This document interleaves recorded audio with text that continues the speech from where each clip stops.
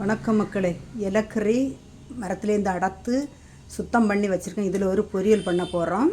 சட்டி அடுப்பில் வச்சு எண்ணெய் சேர்க்குறோம், கடுகு சேர்க்குறோம். கடுகு பிரிஞ்சாச்சு. உளுந்தம்பருப்பு, சாம்பார் பருப்பு கிண்டி நல்லா பொரிய விடணும். அதுக்கு தேவையான பொருள் அரைக்கிறதுக்கு தேங்காய், பூண்டு, சின்ன வெங்காயம், மிளகுத்தூள், மஞ்சள் தூள், ஜீரகம் இவ்வளவும் குறப்பாக அரைச்செடுக்கணும். சின்ன வெங்காயமும் தக்காளியும் இதை சேர்த்து வதக்கி விடணும். தக்காளி சேர்க்குறோம்.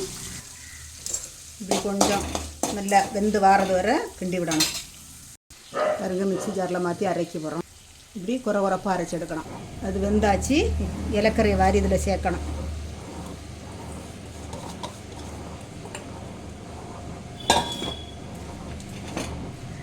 இப்படி கிண்டி மறைச்சி வைக்கணும். கொஞ்சோண்டு தண்ணி சேர்த்து வேக விடணும். கொஞ்சோண்டு பொடி உப்பு சேர்க்கணும். இது பொடி உப்பு தான் சேர்க்கணும். கல் உப்பு சேர்த்தா அது கரைஞ்சிக்கிடாது. அரைச்சி வச்சுருக்க அரைப்பை இதில் சேர்க்கணும். நல்லா கிண்டி அரைப்பு பச்சை வாசம் போகிறது வரைக்கும் நல்லா கிண்டி விடணும். பார்த்துடுங்க. கிண்டி விட்டு இது அரைப்பு தட்டின பிறகு எவ்வளோ வாசமாக இருக்குன்னு தெரியுமா? தக்காளியும் சின்ன வெங்காயமும் போட்டு வதக்கி இலக்கறியை வாரி போட்டதா கமகமன்னு வாசம். இனி 2 கருவேப்பிலையும் கிள்ளி போடும்போது சூப்பராக இருக்கும்.